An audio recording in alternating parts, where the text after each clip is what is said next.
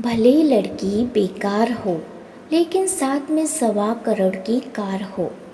पड़ोस की सब औरतें सरोज की नई नवेली बहू की मुंह दिखाई के लिए जा रही है। चल हम दोनों भी देख आए कि नई बहू क्या क्या लाई है अपने साथ में। सुशीला जी ने अपनी बहू कमला से कहा, आई मम्मी जी, बस छोटू के कपड़े बदल कर आ रही हूँ। थोड़ी देर बाद सब मोहल्ले की औरतें इकट्ठी होकर सरोज जी के घर की तरफ चल पड़ी। सरोज जी एक आलीशान कोठी में रहती है। उनके पति सरकारी बैंक में मैनेजर है। 2 लड़के हैं और एक लड़की। लड़के की शादी में उन्होंने खूब दहेज दिया था, कार, ज़मीन, गहने, कपड़े सब। फिर भी उनकी बेटी अपने मायके में ही रहती है। क्या करे, बेचारी मुंह फट है, बोलती बहुत है, साथ में लड़ाई खोर भी। तभी तो ससुराल वालों के साथ उसकी बनती नहीं है।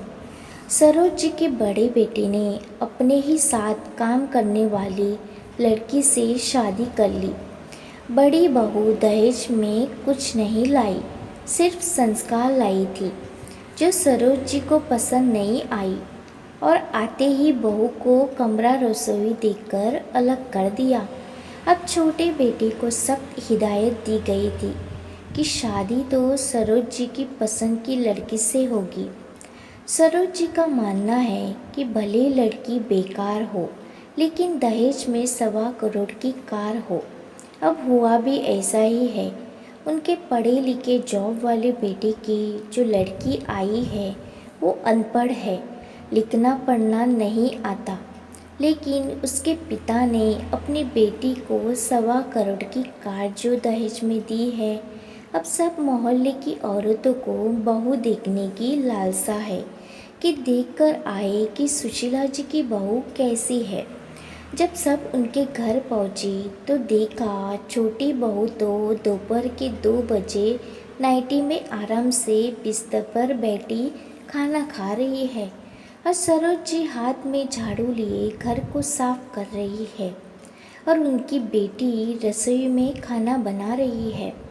हम सबको देखते ही सरोज जी बोली, मैं तो आज ही काम कर रही हूँ।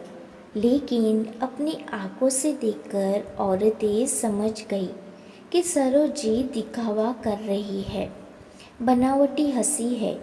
उनकी ऐसी हालत को देखकर अब सभी औरतों को भी समझ आ गई थी कि बहू वही अच्छी है जो दहेज में धन दौलत के साथ नहीं, संस्कारों के साथ आती है।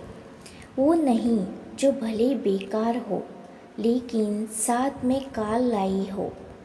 आप भी अपनी बेटियों को दहेज मत दो, लेकिन उन्हें अपने संस्कार ज़रूर दो, ताकि आपकी बेटी आगे जाकर एक सुशील बहू, पत्नी और माँ के किरदार को जी सके और आपके मान सम्मान को भी बनाया रखे।